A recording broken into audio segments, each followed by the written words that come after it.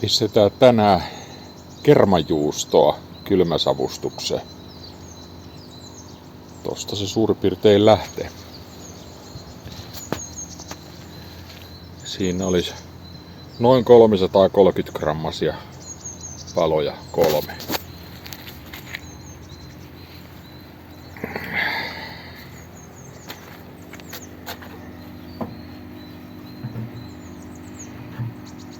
Ja sinne ne laitetaan kaikki 3. Välikatselmus. Joo, siellä on kaikki hyvin.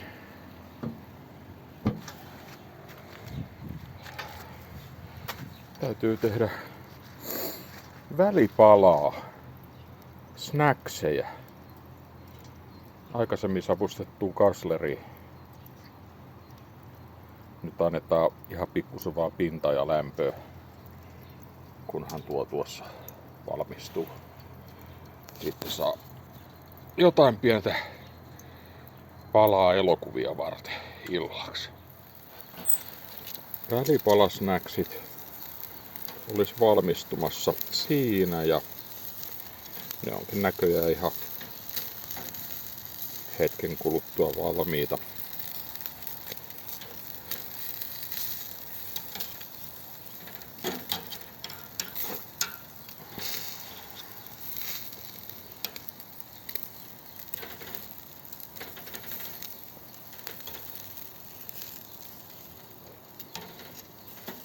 Näihin ei muuta tarvita kuin ihan vähän lämpöä. Pinta tulee kaupan päälle.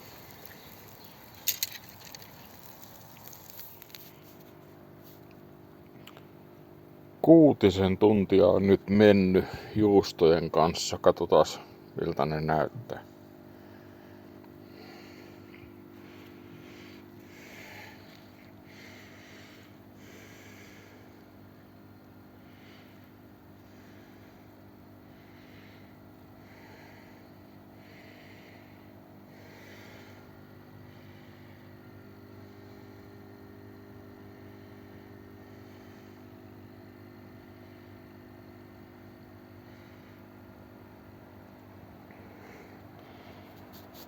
Hyvältä näyttää. Saa jatkaa tollasena. Savun tuotto on vähän vähentynyt. Mä ehkä tarkistan ton, että se on niinku pitää. Muuten näillä mennään aamuun asti.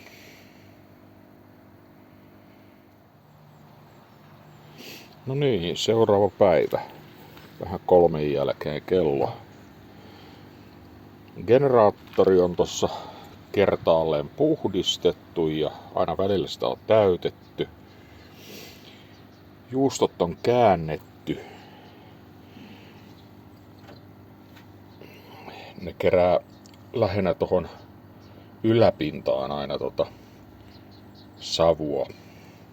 Kondensiota tapahtuu harmillisen paljon, mutta ei anneta sen haitata. Nyt mä teen generaattorille taas pienen täytön ja sitten iltasella puhdistan sen ja täytän yötä varten. Ja huomenna siinä 2 vuorokauden täytyttyä, eli 1:30 maissa suurin piirtein luulen, että laitetaan noin sitten vakuumiin. Näin tää etenee.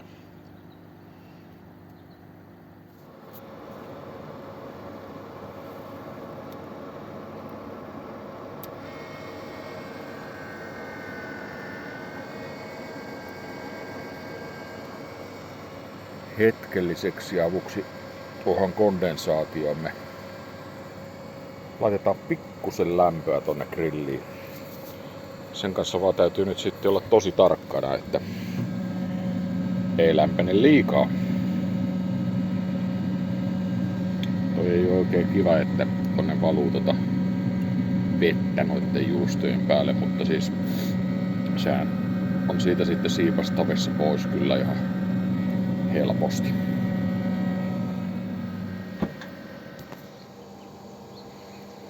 Grilli rupesi työntämään ihan oikeeta savustussavua sieltä pellettipolttimesta. Nyt vaan odotellaan, että lämmöt nousee sen verran, että kondenssi-ilmiö rupeisi loppumaan. Varmaan liki 70 voidaan mennä.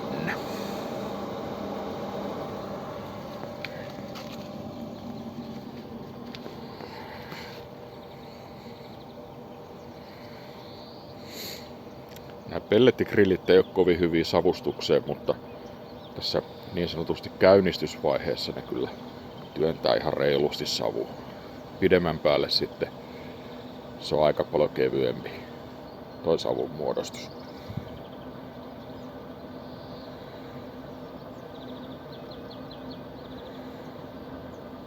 Niin kuin nyt näkyy jo, että se rupeaa pikkuhiljaa laantumaan siitä.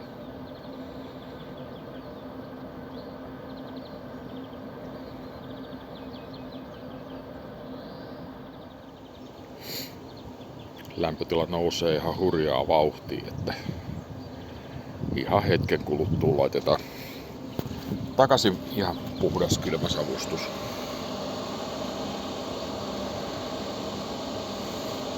Koska tässä 3 minuuttia nyt mennyt, niin ollaan 60.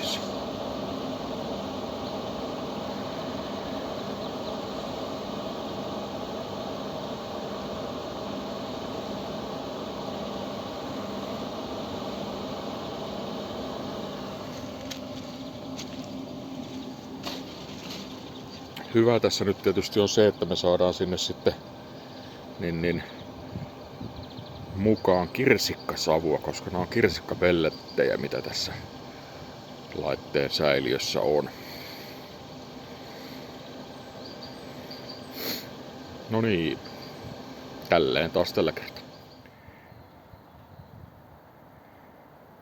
No niin, nyt on 2 vuorokautta takana.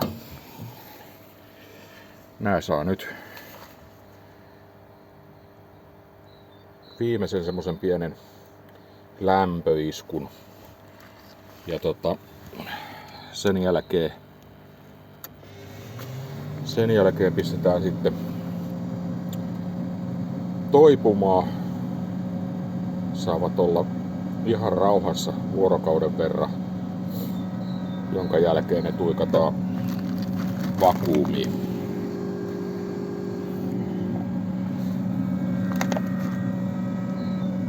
Tää 2 vuorokautta on mennyt sillä tavalla, että yöt ne on saanut vetäytyä. Savugeneraattori on sammunut siinä joskus puolen yön vaiheella ja sit vasta aamulla on taas herätellyt se henki. Ja josko se vaikka vähän vaikuttaisi tuohon imeytymiseen. Jännästi näkyy tossa, että on tullut tommoista viiltoa. Ehkä mä oon viiltänyt sen siinä avausvaiheessa, voi olla. En vaan ole aikaisemmin huomannut, että noin on tullut. Nyt odotetaan, että tää grilli hörähtäisi savustusasentoon itse.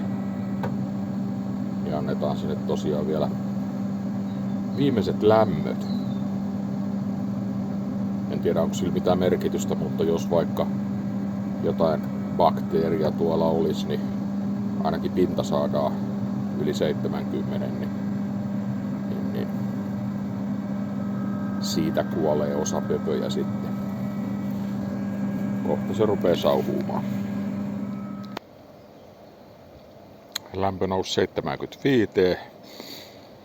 Sai olla siinä hetken ja otin sitten juustot pois. Tuo yhteen on tullut kondenssivettä aika ikävästi päälle. Mutta nyt näillä on sitten, värihän on oikein mukava. Nyt näillä on sitten niin edessä, ne saa olla niin kuin avoimena, kylmässä vuorokauden verran ja sen jälkeen ne vetästää vakuumiin.